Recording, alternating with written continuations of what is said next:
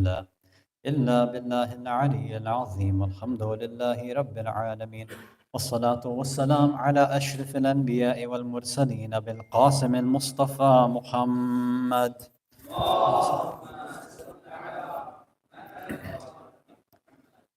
ثم الصلاة والسلام والتحية والإكرام على أهل بيته الطيبين الطاهرين المعصومين المظلومين واللعنة الله على أعدائهم أجمعين من الأولين والآخرين إلى قيام يوم الدين. أما بعد، صلوات على محمد وآل محمد.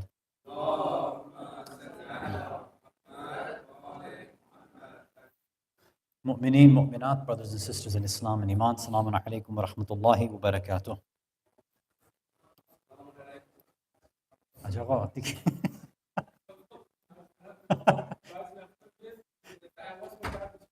بعضی وقتا هر روز هر شب این کارو میکنید. صلوات علی محمد و آل محمد.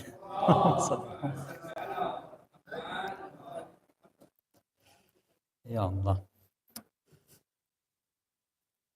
So, first and foremost, may Allah accept our a'mal from all these past nights, especially the Layal al-Qadr. Taqabbalallah a'malakum, inshaAllah ta'ala.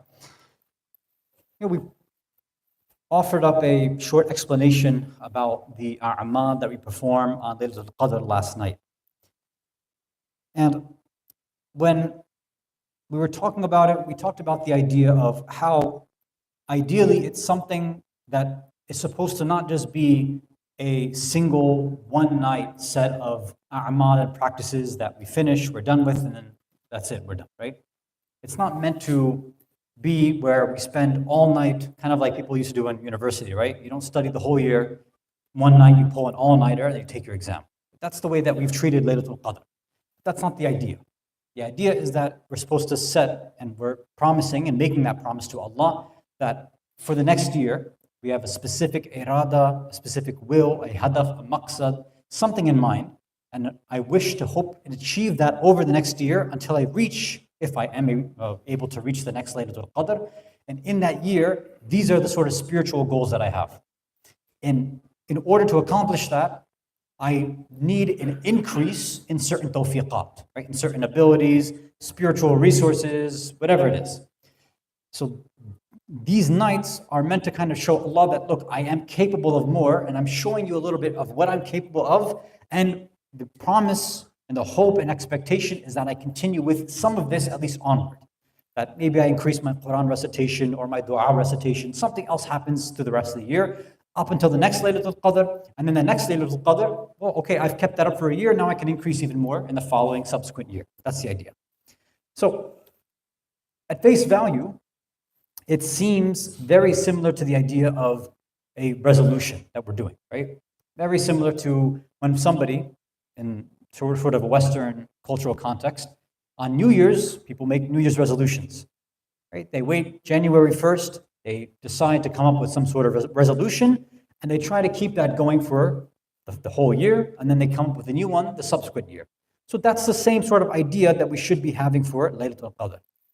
Now, of course, what ends up happening, it's similar to Laylatul Qadr, the same way it's similar to these, New Year's resolutions, is that most people, they end up, failing fairly quickly.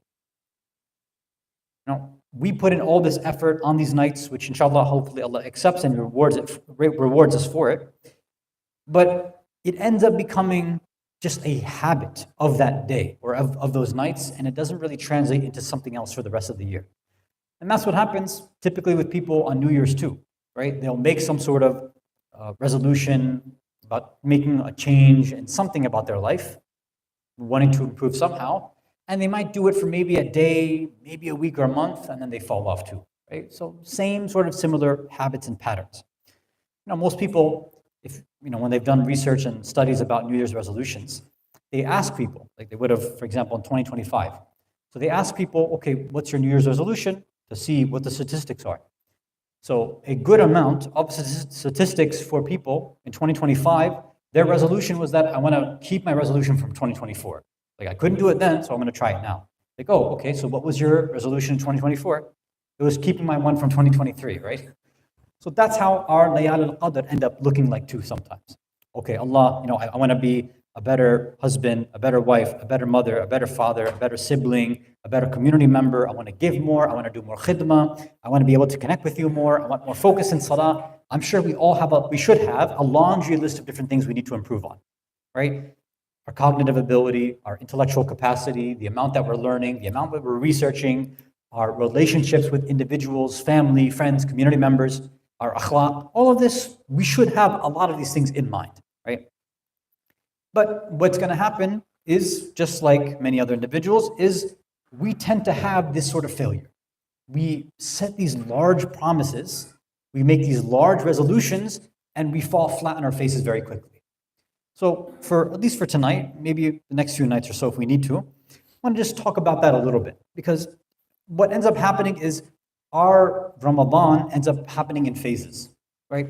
The beginning part of Ramadan, the first phase is what is, Ramadan is reintroduced, fasting is reintroduced, we go through the fada'il, the benefits, people sometimes mention these physical benefits as well, and then, then we get, into the habit. Sometimes it's tough for us in that first few days or week to get back used to fasting again, but then we get used to it.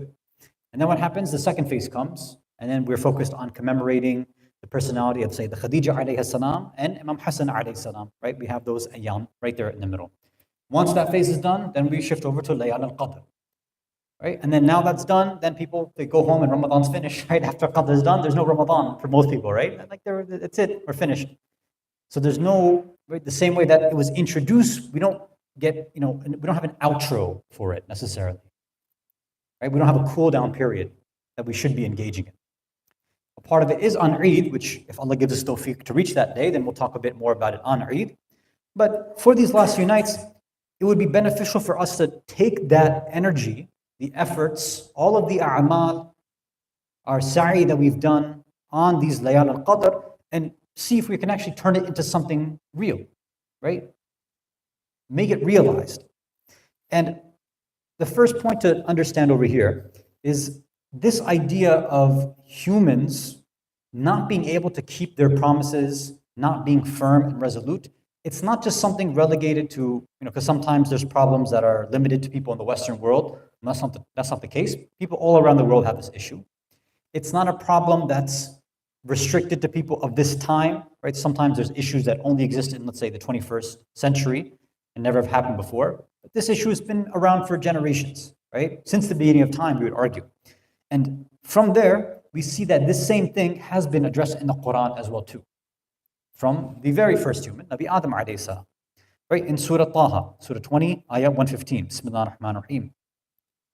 وَلَقَدْ أَعْهِدْنَا إِلَىٰ آدَمْ مِنْ قَبْلِ. So we had delegated, entrusted, or assigned Adam before, right? We made an ahad with him. And what happened? فَنَسِيَ. Then he forgot. He forgot his duty. He forgot what he was entrusted with. وَلَمْ نَجِدْ لَهُ عَزْمًا. And we didn't find in Adam what azm. We didn't find resolve. We didn't find determination in him.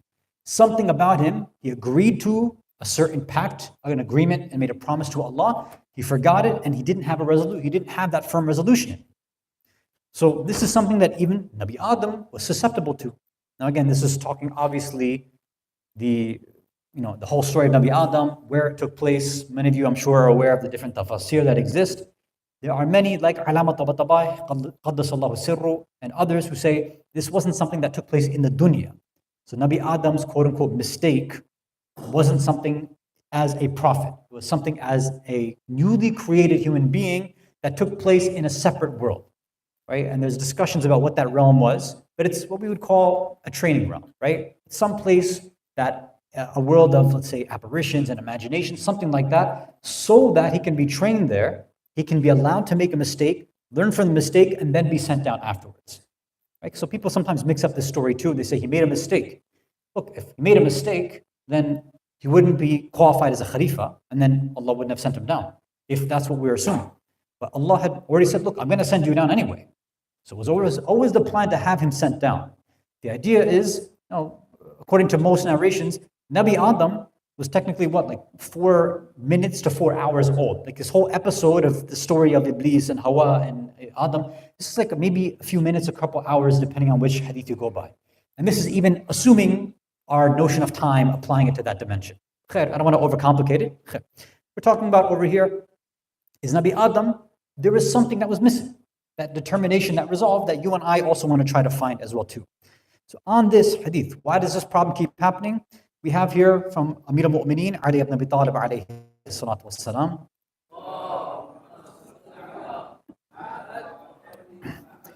He's reported to have said, La khayra fi azam bela hazm. That there is no goodness, there's no khair in determination without hazm. Now we have a problem over here. So azam we're translating right now as determination, or we call it resolution. And he's saying that there is no khair, there's no goodness in this resolution or determination bila hazm, without hazm. So what is hazm? The problem is if you open up a traditional Arabic dictionary, it gives the exact same translation. Hazm is a synonym and synonymous with azam. They're both translated as determination, resolution.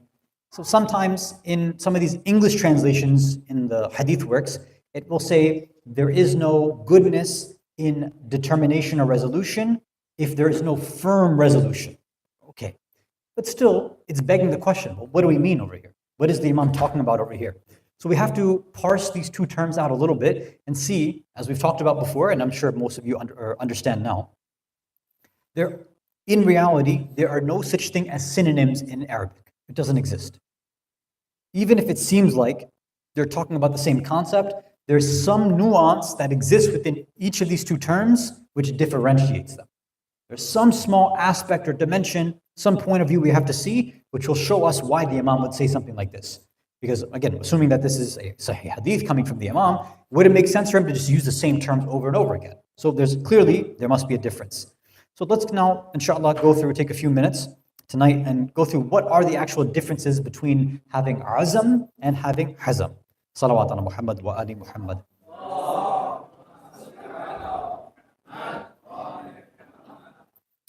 So azam, right? Azam is more regularly used in Arabic. Again, maybe those who speak Arabic may not use it the same exact way, but generally in Arabic, you'll see the word azam or azima used, or azim will be used more regularly to talk about having a strong intention, being determined to do something, having a resolution to go and perform some task, right? So this, according to many riwayat and the scholars and linguists, is that this is the last step. It's not the initial attention that somebody would make. It's not the initial resolution and determination we might have. It's the last step. So that would mean then that there has to be first steps too. If I'm going to make a decision, if I'm going to come to a conclusion, I want to change my life somehow, if azam is the final step, then there's got to be something else before that's happening. And that's where hazm comes in. So hazm is also determination and its resolution, but it's talking about the initial steps that's taken. So hazm comes first, and then azam is what happens at the end. Okay, so what exactly are we talking about with hazm? So hazm, it comes from, and it's related to the word hizam, right? Hizam means belt. So what does hizam as a belt have to do with resolution? Well, now you have to go with the example here. So what happens? Why do people typically wear belts, right? Typically, people will wear belts because their pants are usually too big for them, so they have to put on a belt and tie it there so it doesn't fall down, right? Very simple. So what's happening is that a person recognizes a certain situation that, okay, if I wear these pants as is, it's going to lead to a very embarrassing problem, which I want to try to avoid, okay? So how do I avoid that problem? Well, I need something to tie this thing together, right? Okay. So I have gone through, thought about the problem. I've utilized a method that will solve the issue and prevent the future problem. And then that last and final step is that firm resolution, kind of tying everything together. So the reason that I say hazam is related to that is because it's firstly this visualization of a problem first, right? The problem is coming first. After that, then the solution is determined. You go through and search all the other methods that you need. You figure out what is the best method possible. And then afterwards, you make your azam, your firm determination, say, okay, this is what I'll do then. Then I'll put on this quote unquote belt. That's what's happening over here. Hazam is supposed to lead a person to open up their thinking a bit more. Supposed to do some research. be precautionary, right? They're trying to figure out, how do I prevent certain mistakes? What happens if somebody just jumps to azam, meaning they're just like, you know what? I want to wake up for Salatul Layl every day. That's or every morning. That's wonderful. If you just make that determination, that sounds great. If you haven't planned it through, if you've never woken up that early, then it's probably not going to work out the way that we planned. Just saying that I want to wake up early is not enough. If I haven't changed my sleeping habits or my eating habits or my energy, my exercise routines, whatever it is, the rest of my life has to be adjusted if I actually want to make that change in the morning. Right? Most of us are probably tired at that time of day, right before Fajr. Fajr is already tiring as it is. So if I want to make a change to that time of the morning, there's something else I have to change in my life. I can't just go and say, I want to wake up for Salatul Layl all the time now. Imam Ali is alluding to that idea that just making some blind resolution is not going to solve your problem. There's no khair in that. And this is a lot of what people do. When people make, for example, these solutions, the resolutions on New Year's too. Oh, I want to be fit. I want to lose weight, or I want to gain weight. I want to be healthier. I want to stop eating this kind of food. I want to be financially savvy. I want to save more money. They do all of this, but they have zero plan of action in mind. No path whatsoever. All they have in mind is just the end result. And if that's all we have, and we have no clear path, we haven't done the research, we haven't thought through everything, then there's a high likelihood that we're probably going to fail. And this is why you see most people end up failing, whether it's their New Year's resolution or whether it's their Laylatul Qadr resolutions. We make these grandiose, supreme ideals, but we don't actually set up a plan practically to get them taken care of. There's a famous hadith that, not a hadith, it's a proverb or saying in Arabic, روي بحزم فإذا استوضحت فعزم. Right? So kind of clear the path and set up your way through hazm, right? Meaning set things, open up your mind and see the different things, visualize where you want to go. And then when things become wadih, when they become clear for you, like, okay, here are the different ways to get there. This one seems like it's the most practical, the most prudent. Financially, this makes sense for me. Once those things have been cleared, then I can make my determination, my final azm, and then go forward with that path. Rather than aimlessly just saying, I'll just let Allah figure it out for me.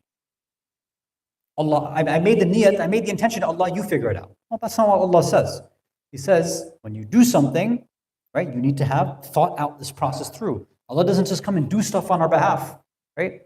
And we have the very famous example that everybody gives, is that when somebody is looking for work, you don't just pray to Allah and say, oh Allah, I have a sincere intention to find a job. And then you just sit around and do nothing.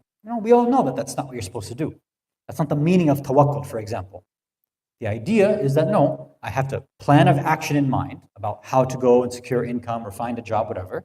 Then when I plan out everything, I see the different possibilities, opportunities, I pick the one which is the wisest or makes the most sense in my situation, and that's where my azm begins, and that's my firm determination begins. And then I start going forward with that. Right? So that's what's being discussed over here. Salawat ala Muhammad wa ala Muhammad.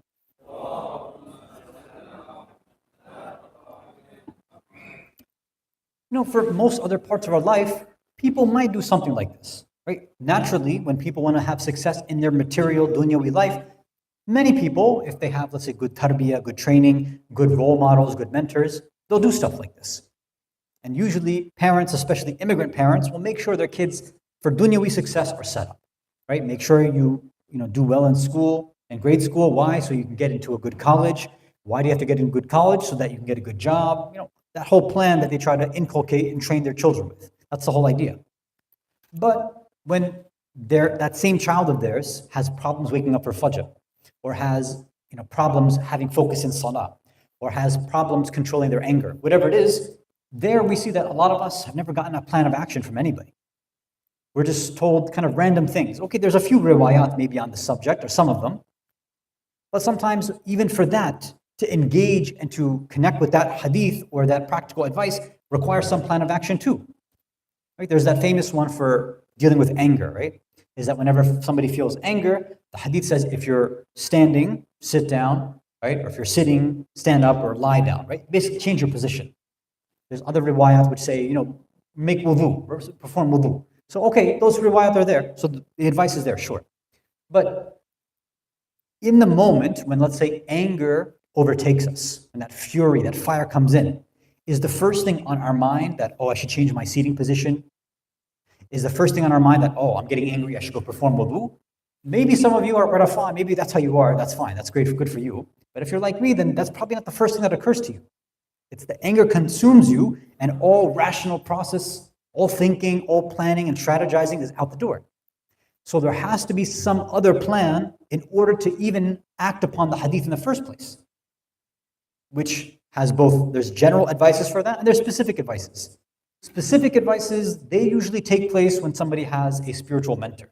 So usually in this society, such a thing doesn't exist as specifically as it does in Islamic civilizations. People who live in Islamic nations where you have ulama of akhlaq, where you have urafa, these scholars who can guide you, they're your local imam, for example, they've been trained in these things, in ma'rifat al-nafs, and tazkiyat al-nafs. A person comes to them, asks for advice, they know the personality, they can say, look, based on you, you have to do X, Y, Z. I know you, you have to change this about yourself. So they can do that. But as a general perspective, it's very, very difficult to kind of set up things. So if we're giving the Fajr example, or the the Namaz al-Shab, Salatul Layl example. Okay, maybe we could say, don't eat too late, right? The latest somebody should eat is maybe 7, 8, 9 p.m. at most. Like don't eat, a few hours before bedtime, try not to eat. Because if you eat too late, then you end up digesting more, it takes more energy out of you, and it's tougher to wake up. And if you sleep with an empty stomach, it's much easier to wake up. And usually we look at it backwards. It's like, oh my God, I can't sleep properly if I go to sleep hungry because then I wake up in the middle of the night. Well, you just said you wanted to wake up for Salatul Layl, didn't you? So then go to sleep hungry. That's the idea. Right? It's there, but we're not focusing like that. Or obviously, as I'm sure many of us are guilty of, before we go to sleep, I'm having trouble falling to sleep. What do? Well, maybe this magic device with lights in my face will, all the world's information will magically help me go to sleep, which obviously we know it's impossible. That's not going to happen. It keeps us up a lot later and later. So we have to learn, for example, to keep it away from us. Okay, these are simple, practical things that we all kind of know, but we don't actually set up an action plan for it. Or putting it in more spiritual terms, we don't perform musharata in the beginning of the day. We set up conditions for ourselves saying, okay, when I wake up and before I go to sleep, I can't touch my phone for at least an hour before those bedtimes. So 1 hour after I wake up, I can't touch my phone, and an hour before I go to sleep, my phone has to go off there, or airplane mode or whatever. And I set that shart, that condition in the morning, and then throughout the day, for this one it's a morning and evening thing, but for any other shart that you would make, you do muraqabah throughout the day. You're vigilant, you watch over yourself to make sure you're performing that. And then at the end, you do muhasabah. You say, okay, did I follow through on the conditions that I made in the morning or not? If I did it, alhamdulillah, thank you, Allah for giving me the tawfiq. If I didn't, and I fell short, then I do istighfar, tawbah, ask Allah for tawfiq, and there should be some level of punishment there as well too. You can make it small, you can make it large, whatever is going to have effect. Obviously, something with a larger effect is going to have, it's going to connect with us more. If somebody says, okay, if I use my phone, within that time window when I shouldn't use it, and I go against that, okay, fine, I'll give $1 to sadaqah. Okay, that's not a realistic thing, right? Maybe if you're literally faqir, then yeah, that's a big deal, but you probably shouldn't be setting conditions like that in the first place. But if I set a condition that if I don't follow through on this, then I will have to fast the next day. I am vowing that I will make a wajib fast the next day, right, through another. Okay, that's a big deal now, right? As much as we all love fasting, I know, I don't think we're going to continue on every single day in a forced way, right? Or somebody might say, okay, if that happens, then I have to give $500 to sadaqah, something like that. If you set up a more difficult condition, then these resolutions become a bit more easier to follow through. We'll go through a few more riwayat on the subject, inshallah, tomorrow night about some of the other issues that come and stop us and block us from following through our resolutions, determinations, and how to change our hazm into azm, inshallah ta'ala. Walhamdulillahi Rabbil Alameen, wa sallallahu ala Sayyidina Muhammad wa ala ahl baytihi at-tayyibin at-tahirin.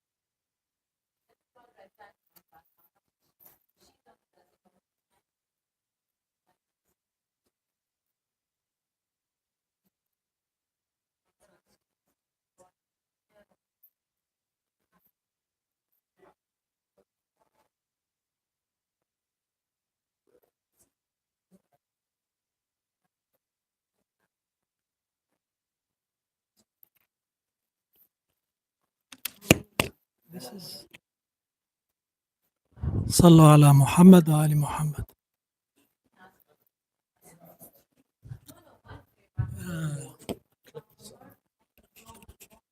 Here? Oh, this.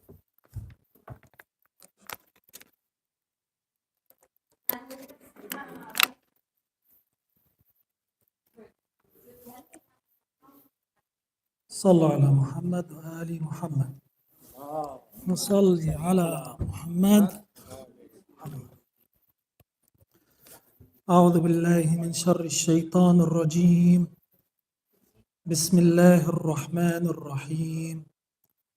فمن أظلم ممن كذب على الله وكذب بالصدق إن جاءه أليس في جهنم مثوى للكافرين والذي جاء بالصدق وصدق به أولئك هم المتقون لهم ما يشاءون عند ربهم ذلك جزاء المحسنين ليكفر الله عنهم أسوأ الذي عملوا ويجزيهم أجرهم بأحسن الذي كانوا يعملون أليس الله بكاف عبده ويخوفونك بالذين من دونه ومن يضلل الله فما له من هاد ومن يهد الله فما له من مضل أليس الله بعزيز ذي انتقام ولئن سألتهم من خلق السماوات والأرض ليقولن الله قل أفرأيتم ما تدعون من دون الله إن أرادني الله بضر هل هن كاشفات ضره أو أرادني برحمة هل هن ممسكات رحمته قل حسبي الله عليه يتوكل المتوكلون قل يا قوم اعملوا على مكانتكم إني عامل فسوف تعلمون من يأتيه عذاب يخزيه ويحل عليه عذاب مقيم إنا أنزلنا عليك الكتاب للناس بالحق فمن اهتدى فلنفسه ومن ضل فإنما يضل عليها وما أنت عليهم بوكيل الله يتوفى الأنفس حين موتها واللاتي لم تمت في منامها فيمسك التي قضى عليها الموت ويرسل الأخرى إلى أجل مسمى إن في ذلك لآيات لقوم يتفكرون أم اتخذوا من دون الله شفعاء قل أولو كانوا لا يملكون شيئا ولا يعقلون قل لله الشفاعة جميعا له ملك السماوات والأرض ثم إليه ترجعون وإذا ذكر الله وحده اشمأزت قلوب الذين لا يؤمنون بالآخرة وإذا ذكر الذين من دونه إذا هم يستبشرون قل اللهم فاطر السماوات والأرض عالم الغيب والشهادة أنت تحكم بين عبادك فيما كانوا فيه يختلفون ولو أن للذين ظلموا ما في الأرض جميعا ومثله معه لافتدوا به من سوء العذاب يوم القيامة وبدا لهم من الله ما لم يكونوا يحتسبون وبدا لهم سيئات ما كسبوا وحاق بهم ما كانوا به يستهزئون فإذا مس الإنسان ضر دعانا ثم إذا خولناه نعمة منا قال إنما أوتيته على علم بل هي فتنة ولكن أكثرهم لا يعلمون قد قالها الذين من قبلهم فما أغنى عنهم ما كانوا يكسبون فأصابهم سيئات ما كسبوا والذين ظلموا من هؤلاء سيصيبهم سيئات ما كسبوا وما هم بمعجزين أولم يعلموا أن الله يبسط الرزق لمن يشاء ويقدر إن في ذلك لآيات لقوم يؤمنون قل يا عبادي الذين أسرفوا على أنفسهم لا تقنطوا من رحمة الله إن الله يغفر الذنوب جميعا إنه هو الغفور الرحيم وأنيبوا إلى ربكم وأسلموا له من قبل أن يأتيكم العذاب ثم لا تنصرون واتبعوا أحسن ما أنزل إليكم من ربكم من قبل أن يأتيكم العذاب بغتة وأنتم لا تشعرون أن تقولوا نفس يا حسرتا على ما فرطت في جنب الله وإن كنت لمن الساخرين أو تقولوا لو أن الله هداني لكنت من المتقين أو تقولا حين ترى العذاب لو أن لي كرة فأكون من المحسنين بلى قد جاءتك آياتي فكذبت بها واستكبرت وكنت من الكافرين ويوم القيامة ترى الذين كذبوا على الله وجوههم مسودة أليس في جهنم مثوى للمتكبرين وينجي الله الذين اتقوا بمفازتهم لا يمسهم السوء ولا هم يحزنون الله خالق كل شيء وهو على كل شيء وكيل له مقاليد السماوات والأرض والذين كفروا بآيات الله أولئك هم الخاسرون قل أفغير الله تأمرونني أعبد أيها الجاهلون ولقد أوحي إليك وإلى الذين من قبلك لئن أشركت ليحبطن عملك ولتكونن من الخاسرين بل الله فاعبد وكن من الشاكرين وما قدر الله حق قدره والأرض جميعا قبضته يوم القيامة والسماوات مطويات بيمينه سبحانه وتعالى عما يشركون ونفخ في الصور فصعق من في السماوات ومن في الأرض إلا من شاء الله ثم نفخ فيه أخرى فإذا هم قيام ينظرون وأشرقت الأرض بنور ربها ووضع الكتاب وجيء بالنبيين والشهداء وقضي بينهم بالحق وهم لا يظلمون ووفيت كل نفس ما عملت وهو أعلم بما يفعلون وسيق الذين كفروا إلى جهنم زمرا حتى إذا جاءوها فتحت أبوابها وقال لهم خزنتها ألم يأتكم رسل منكم يتلون عليكم آيات ربكم وينذرونكم لقاء يومكم هذا قالوا بلى ولكن حقت كلمة العذاب على الكافرين قيل ادخلوا أبواب جهنم خالدين فيها فبئس مثوى المتكبرين وسيق الذين اتقوا ربهم إلى الجنة زمرا